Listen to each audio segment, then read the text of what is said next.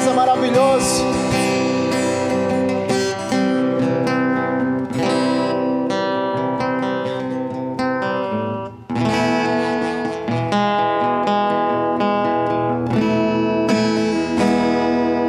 Olha para quem está do teu lado aí e diz para ele assim: não importa o que você está passando, não importa o deserto que você está enfrentando, o teu Deus, diga mais forte, o teu Deus é maior do que tudo isso. Se o sol se pôr e a noite chegar, tu és quem me guia. Se a tempestade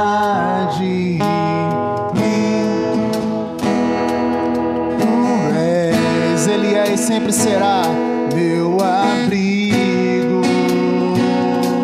Se o mar me submergir, a tua mão me traz à tona pra respirar. E olha só, e me faz andar sobre as águas.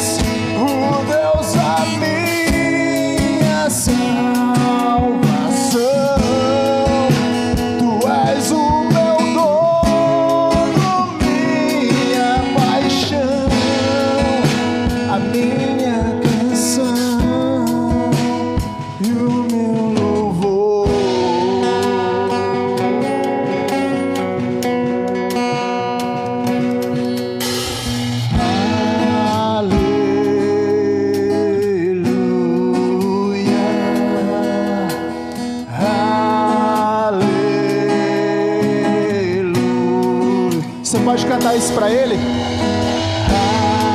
Aleluia.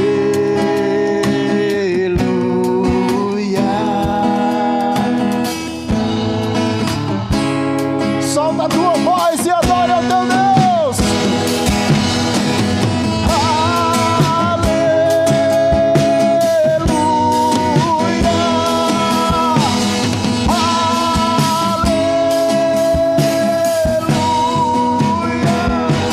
Se o mar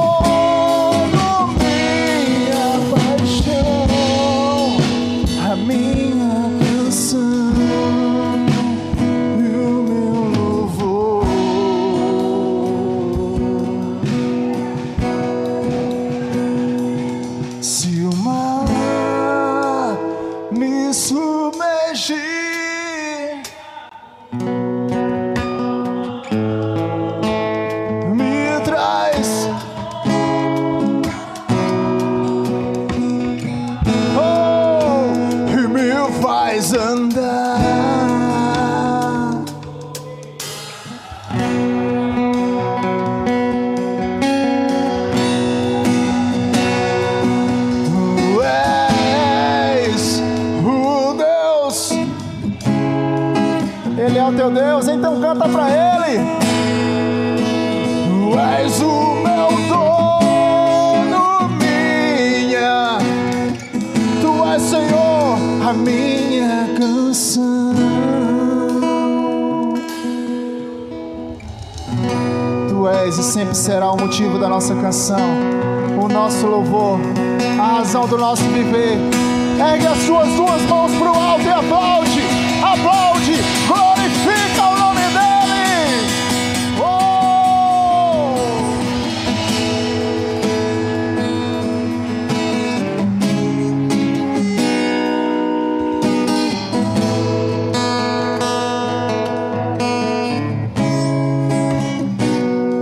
Se o mar me submergir, a tua mão me traz à tona pra respirar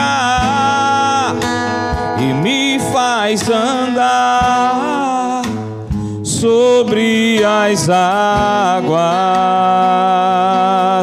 Você está precisando de socorro? Levante sua mão ao céu. Tu és o Deus da minha salvação. És o meu dono, minha paixão, minha canção e o meu louvor.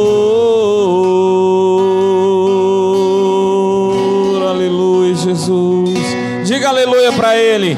Aleluia. Canta para Ele, igreja.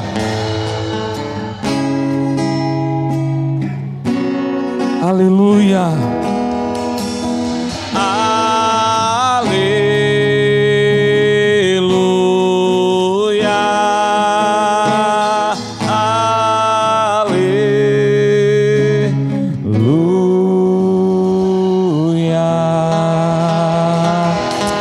Obrigado, Senhor, obrigado, Deus.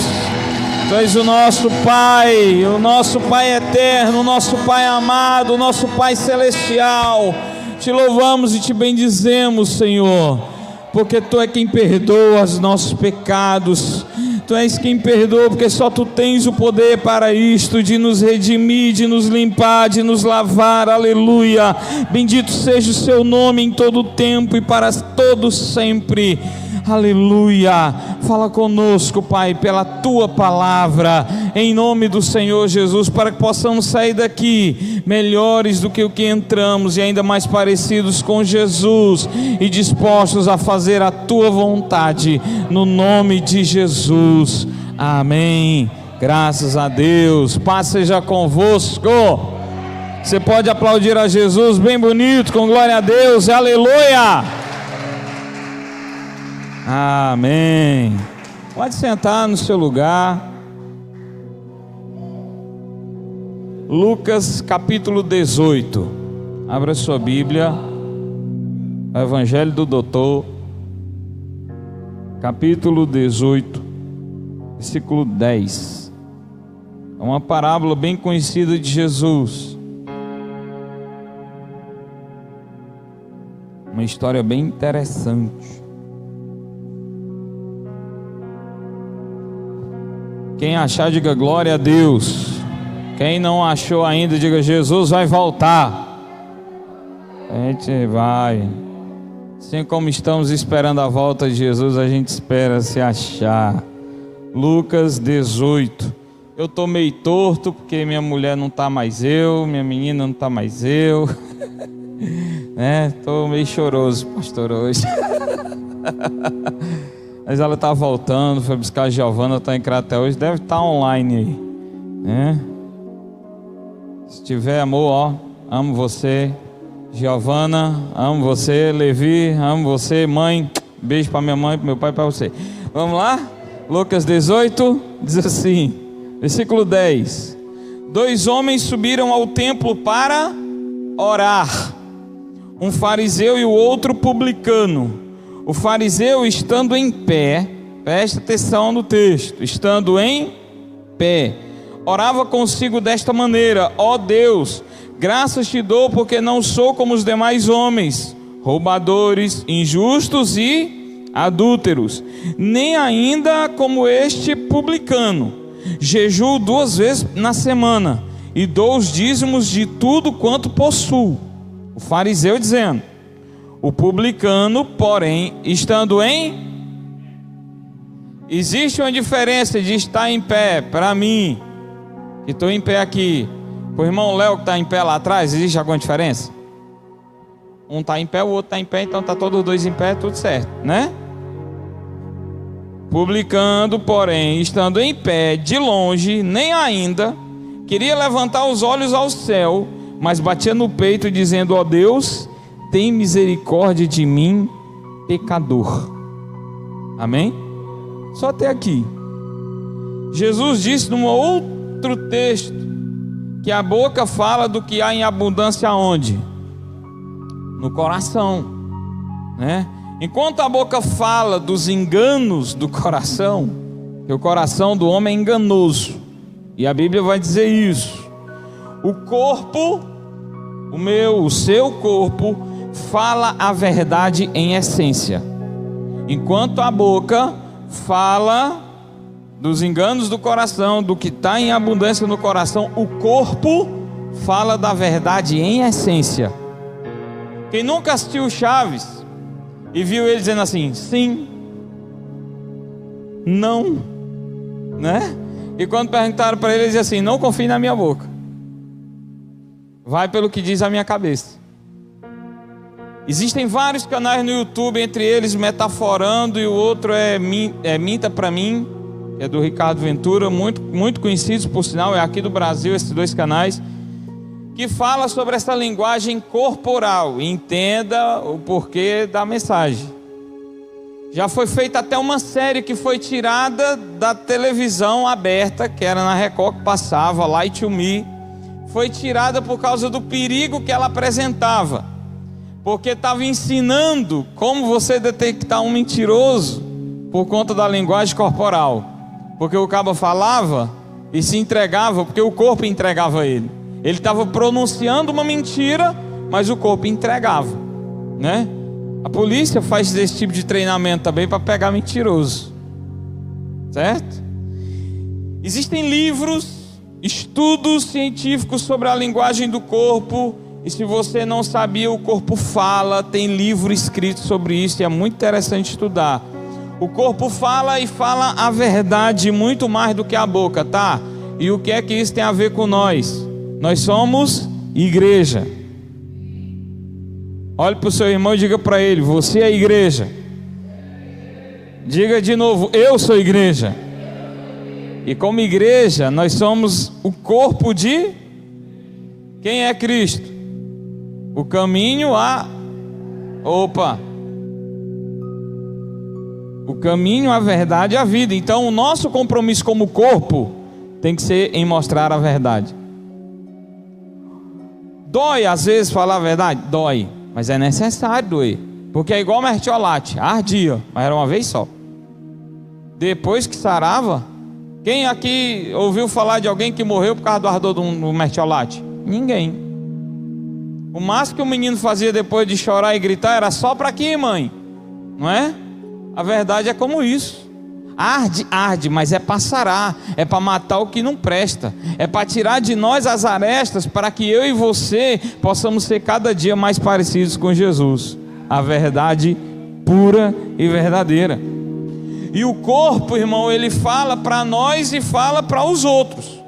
Quando uma pessoa está em luto, ela veste preto, os ombros ficam caídos, a cabeça fica baixa, ela mostra a profunda tristeza que ela está vivendo, ela revela a condição interna em que ela está se encontrando, de tal forma que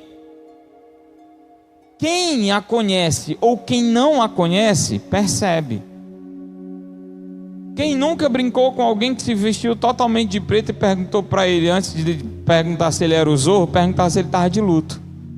É ou não é? Quantos de nós já brincamos com isso, já falamos disso? E a linguagem corporal na oração, ela não é diferente. Nós lemos um texto onde Jesus disse que os dois estavam na mesma posição. Na mesma posição física. Todos os dois estavam em pé. Só que o resultado foi diferente.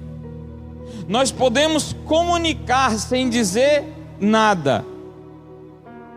Podemos comunicar com as mãos erguidas, com a cabeça baixa, com os joelhos dobrados, sentados, de pé, deitados, de frente para a parede, como a oração do rei Ezequias.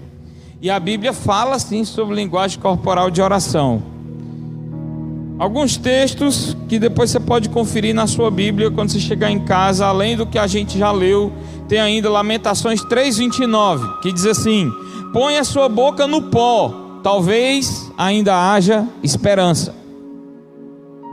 Boca no pó pode ser de pé, em frente à parede, como o rei Ezequias.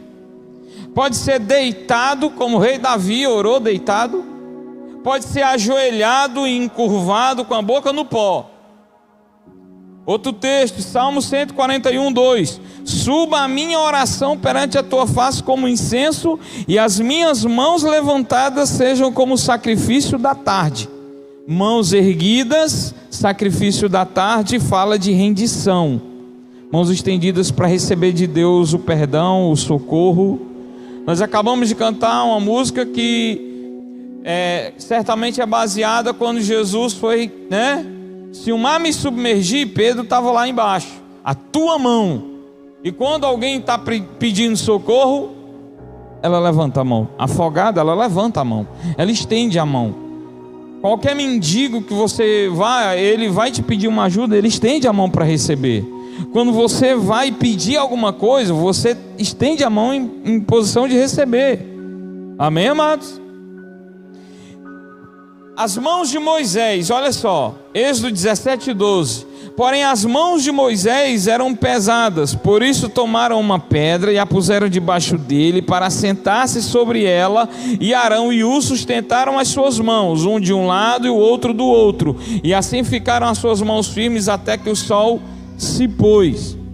Moisés não estava com as mãos estendidas para dar ou receber, ele estava com as mãos estendidas, espalmadas na frente dele, em posição de guerra e de batalha. É uma imposição, mãos estendidas e espalmadas. Ele estava orando por Israel, e a Bíblia diz que enquanto Moisés orava de mãos erguidas, braço estendido e mão espalmada, a Bíblia diz que Israel prevalecia. Quando a mão cansava, que Moisés baixava, porque já era idoso, e a mão por muito tempo assim também formiga e baixa, até nos mais novos, que dirá nos mais idosos. Quando ele cansava, que ele baixava a mão para descansar, o inimigo prevalecia. Eis a importância de eu e você estarmos do lado dos nossos pastores, para estar um do lado, outro do outro, segurando a mão, porque enquanto a mão estiver erguida, nós vamos estar prevalecendo. Amém, irmão? Então vamos ver algumas posições de oração. Êxodo 17:12, por exemplo. Moisés orava por Israel, Israel só prevalecia quando a mão estava erguida, os braços estendidos, com as mãos espalmadas, assim, eu envio o que eu tenho na direção da palma das mãos. Quem nunca assistiu um mangá dos Cavaleiros do Zodíaco, ou sei lá, Naruto, ou sei lá mais Diaba 4 que passa aí, que eu não sei o nome, ou qualquer outro super-herói que vá fazer alguma coisa, ele estende a mão, e a mão estendida sai do que ele tem, do que ele pode oferecer. A Bíblia diz que quando nós temos um enfermo entre nós, os líderes devem ir lá e impor a mão sobre ele, o enfermo curará. Quando Pedro ia para a oração da hora nona no templo, ele disse: olha para nós. E quando o paralítico olhou para ele, ele disse assim: eu não tenho prata, eu não tenho ouro, mas o que eu tenho eu te dou. Levanta e anda. Estendeu a mão e puxou, e pelo estender da mão, o impor da mão, o paralítico levantou e andou e entrou no templo dando glória a Deus. Então, amados, quando nós oramos com imposição de mãos, nós estamos dando aquilo que nós temos. O que é que você tem? Quando eu estou orando por alguém, impondo a minha mão sobre ele, é como um combate frente a frente, um confronto direto, um combate corpo a corpo. Quando eu estou com a minha mão espalmada para cima, eu estou pedindo, eu estou doando. Mas quando ela está acima, é porque eu estou em batalha, eu estou em guerra. Não é à toa que o pastor Jefferson disse aqui já, que a mão estendida para cima é a igreja em posição de guerra. Como é que a igreja batalha? É assim, em posição de guerra. Essas são posições de oração que vão te ajudar. Porque às vezes a gente está assim: Senhor, repreenda o inimigo em nome de Jesus. Está pedindo o quê?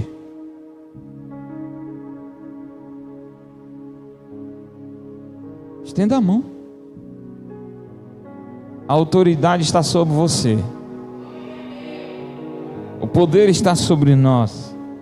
Nós podemos mandar o inimigo embora e ele vai ter que ir. Nós podemos ordenar a enfermidade ir embora e ela vai. Porque há poder no nome de Jesus. Amém, irmão? Olha Lamentações 3:29 que nós lemos, a boca no pó. É importante ressaltar aqui, amado, que a oração não obriga a Deus. Amém?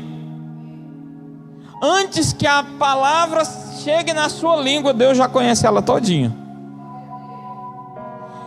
A gente ora para que o Senhor trabalhe em nós, para que nós sejamos trabalhados por Ele. A oração não obriga a Deus, mas traz intimidade. Amém? Você não pode, por falta de intimidade, achar que você pode botar qualquer coisa para ir embora, porque às vezes não dá certo. Você pode se dar mal. E a Bíblia fala disso. A Bíblia fala de uns homens lá que foram expulsar um demônio em nome do Deus que Paulo prega. Sabe a resposta dos demônios? Não foi de ir embora. A resposta dos demônios para esses jovens foi assim: ó, eu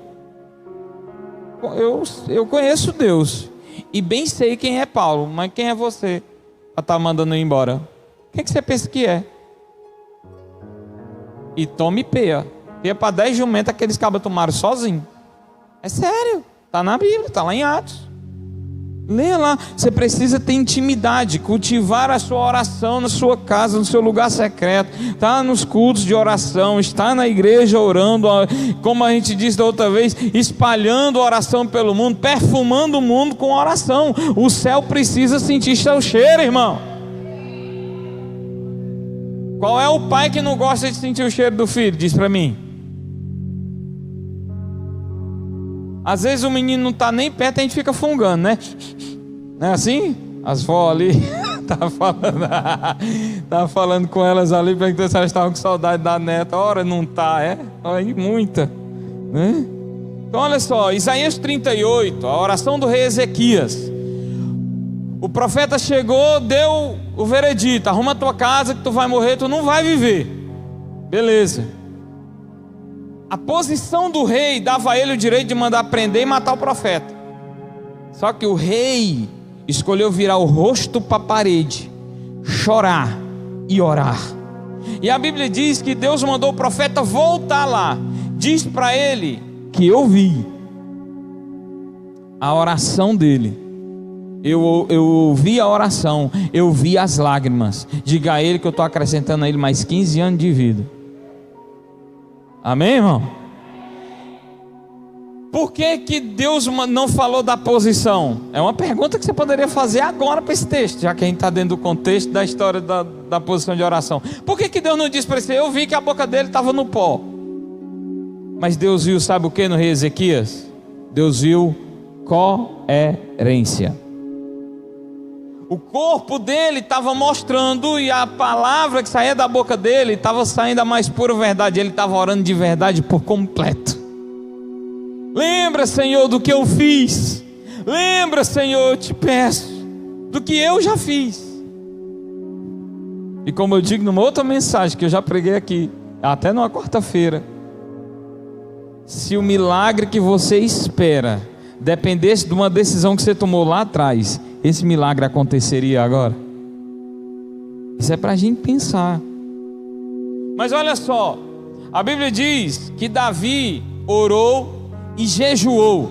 Detalhe, o rei só orou e chorou. Davi orou, chorou, jejuou, 7 dias. E ele não orou em pé na parede, ele orou deitado com a boca no pó. Ele estava inteiro orando, pedindo a Deus que Deus curasse o filho do adultério dele com Batseba, que a Bíblia não registra o nome dessa criança. Orou 7 dias, e Deus não curou. Deus não curou. Aquele menino não estava nos planos de Deus para o trono de Israel, estava nos planos de Davi, mas não estava nos planos de Deus.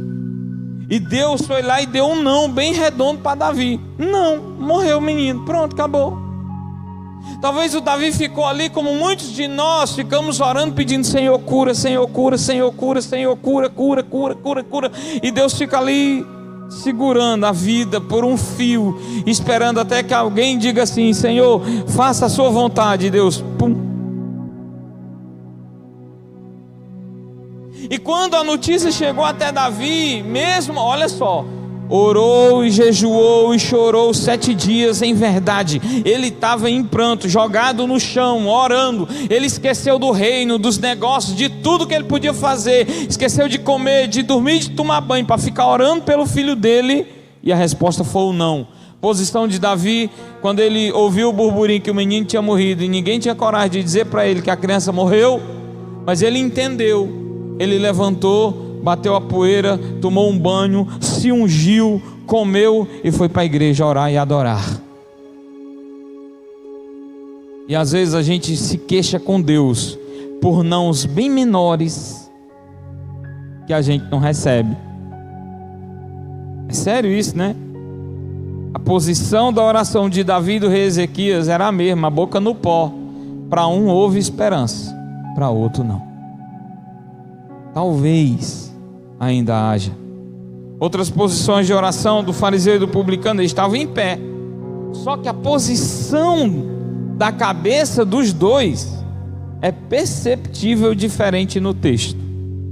Não sei se você percebeu, mas o fariseu, quando ele estava orando, ele olhava para os que estavam próximos a ele e fazia comparações. Ele olhava para aqueles que estavam distantes, ele olhava para o que ele já tinha feito. Ele orava, como a gente diz por aqui, de nariz empinado. Já ouviu? Ixi, fulano é nariz empinado, né? Porque é alguém orgulhoso, prepotente, cheio de si, queixo erguido. Parecia que o fariseu estava com raiva na hora que estava orando para Deus. Estou dizendo que é pecado se orar com raiva não, irmão, mas tome cuidado com essas orações, amém? Amém? Cuidado. O publicano, a Bíblia diz que ele batia no peito, sentindo-se indigno, não olhava nem para o céu. Olha a posição da oração do publicano, olha a do fariseu. Diferente. Não é pecado, não é errado você orar olhando para o céu. Não é. Mas existem 1001 maneiras de você comunicar uma olhada para o céu. O publicano estava numa posição de arrependimento verdadeiro. Olha Lucas 18:14, o resultado. Digo-vos que este é aquele que está mais perto, ou seja, o publicano, desceu justificado para a sua casa, e não aquele. Porque qualquer que a si mesmo se exalta, será humilhado. E qualquer que a si mesmo se humilha, será exaltado.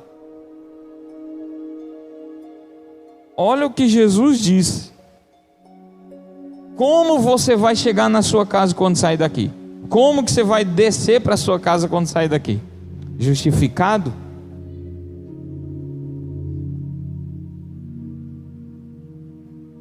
Nós falamos de outra vez, e está escrito na Bíblia, em 1 Tessalonicenses 5,17, que nós devemos orar sem cessar. Ora sem cessar. Não levando tanto em consideração a posição ou o lugar, e sim o tempo aproveitado em oração. Ore sem cessar. Às vezes a gente parecia doido, porque a gente estava assim, ó, parecia que estava conversando sozinho. Agora a gente tem isso aqui para nos ajudar. A máscara até mexe, mas ninguém sabe se você está falando ou não, né? Isso é sério. A pessoa até olha, você tenta entender o que está dizendo, mas ela não consegue, porque a máscara não deixa. Mas ainda que as pessoas te taxem de louco, deixa elas taxar, isso é bíblico. A Bíblia diz que Deus escolheu as coisas loucas desse mundo. Prazer, estamos no manicômio. Coisas loucas, irmão. A fé é loucura. A pregação da cruz é loucura. Nós vivemos e adoramos a um Jesus que morreu por nós, que deu a sua vida por nós, que conhece os nossos piores podres e poderia nos condenar e escolheu nos perdoar e nos amar. Ele não desistiu de mim, por que eu vou desistir dele? Eu preciso crer nele. Amém, irmão? A forma como nos posicionamos diante dos nossos desafios fala muito de nós e para nós mesmos. Quem nunca num jogo da seleção brasileira, do time do seu coração aí, disse assim: esse time entrou de salto alto para jogar, entraram orgulhosos demais, perderam. Entraram se achando os tais, se auto-exaltando, saíram de lá humilhados. Tome posicionamento de filho, sente no colo do pai, pule no cangote de Deus e dê um cheiro, uma fungada lá.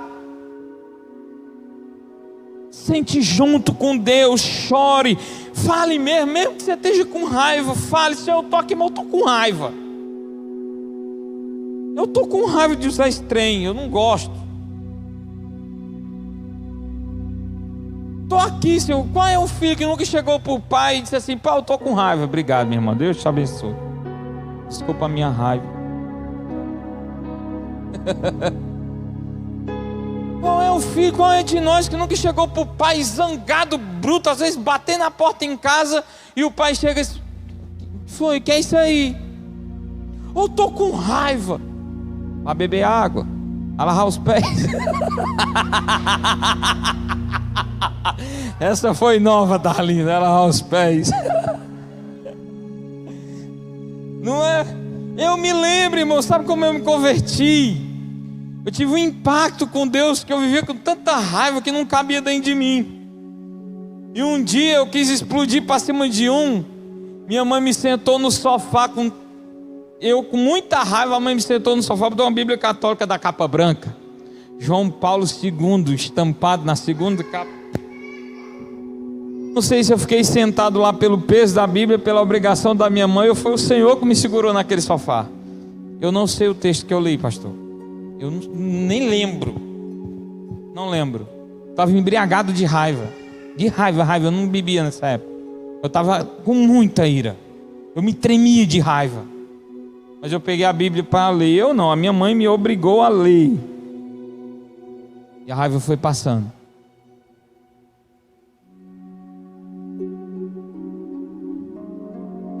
E eu só consegui desgrudar daquele sofá quando a raiva acabou. Quantos de nós, às vezes a gente diz assim: eu estou com raiva, eu não vou orar. Vá. Eu não sei o que falar. Fique calado. Seu silêncio é oração. Senhor, eu vim aqui orar, mas não sei o que dizer não. Estou com raiva. Faz biquinho. Mas vai. Não deixe de ir, não. O Pai sabe o que é melhor para você e certamente não vai te fazer mal. Não importa o sentimento que você esteja vivendo, o importante é aonde você está, esteja na presença de Deus. Esteja em oração. Sabe, existe um livro do John Stott que diz que crer é também pensar. Nós precisamos rever alguns conceitos nossos. com relação a os nossos sentimentos e a oração, as nossas posições e a oração. Olha, fulano ora 3 horas de joelho, chega a ter calo no joelho. E eu conheci uma história de uma família que tinha um pai que orava assim, tinha calo no joelho de orar, mas levantava do joelho da oração e ia bater na mulher. Faz sentido? E se o cabo não tiver joelho, for cotó, vai deixar de orar porque não tem joelho? Mas importante que a posição é a oração. Você pode se colocar de pé para a gente orar?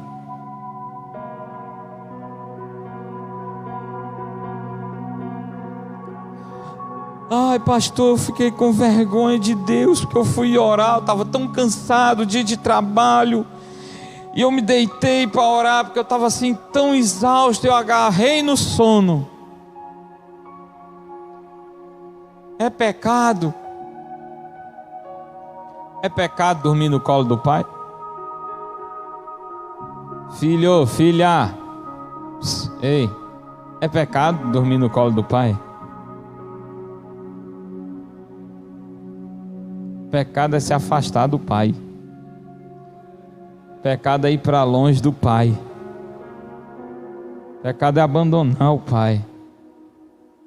Só que o pai está sempre de braços abertos. Feche seus olhos. Eu quero que você ore em verdade.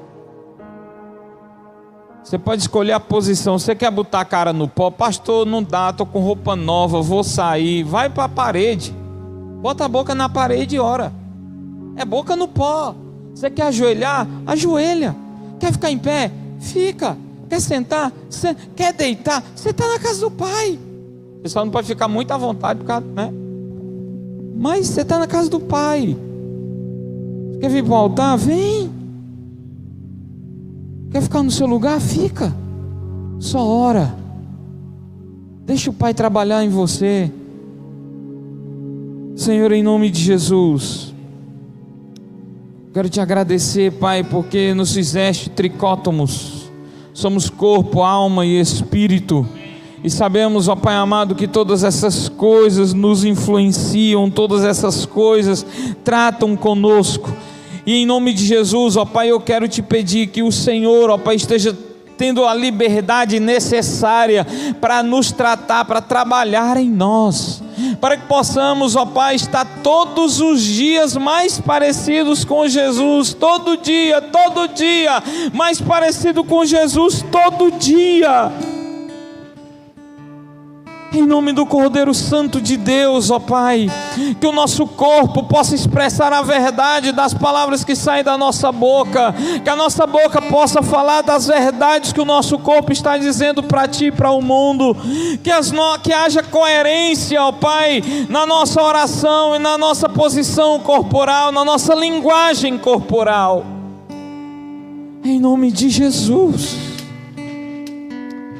Oh Espírito de Deus, que o Senhor possa trabalhar também no nosso linguajar, para que possamos ter um linguajar ainda mais cristão, ainda mais parecidos com Cristo, que o nosso linguajar denuncie não apenas o que fala a boca, mas o que também falar o nosso corpo.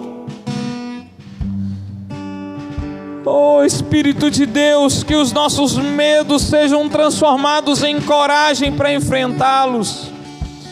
Senhor, em nome de Jesus, ó Deus, que a nossa tristeza seja transformada em alegria pela nossa oração, que ainda que chegamos entristecidos e cabisbaixos, ainda que chegamos, ó Pai, na Tua presença, angustiados, tristes, amargurados, possamos sair daqui em festa, justificados, voltando para nossa casa, lavados e remidos no sangue do Cordeiro, no sangue do Cordeiro de Deus, que possamos comunicar a mensagem do Evangelho ao mundo, por meio não apenas das nossas palavras, mas também dos nossos corpos, como um sacrifício vivo, porque este corpo é templo do Espírito Santo de Deus. O Senhor habita em nós. Encha o nosso coração com a tua palavra, para que quando a nossa boca professar, ela possa falar da tua palavra. Em nome de Jesus, eu te peço, ó Pai, que o Senhor nos molde a cada dia, para que possamos, ó Pai, ser filhos do Teu amor, ó Deus, filhos que Te agradem, filhos, ó Pai, que agradam o Pai, que buscam o Pai em espírito e em verdade, de todo o seu coração, com toda a sua força, com toda a sua alma e com todo o seu entendimento. Que os nossos pensamentos e ações e atitudes e palavras sejam condizentes com a Tua verdade, com a Tua palavra, Senhor, e que assim o Teu nome seja glorificado aqui na terra, como Ele é glorificado no céu. Em nome de Jesus, glorifica-te a Ti mesmo em nós, em nome de Jesus. Em nome de Jesus. Amém.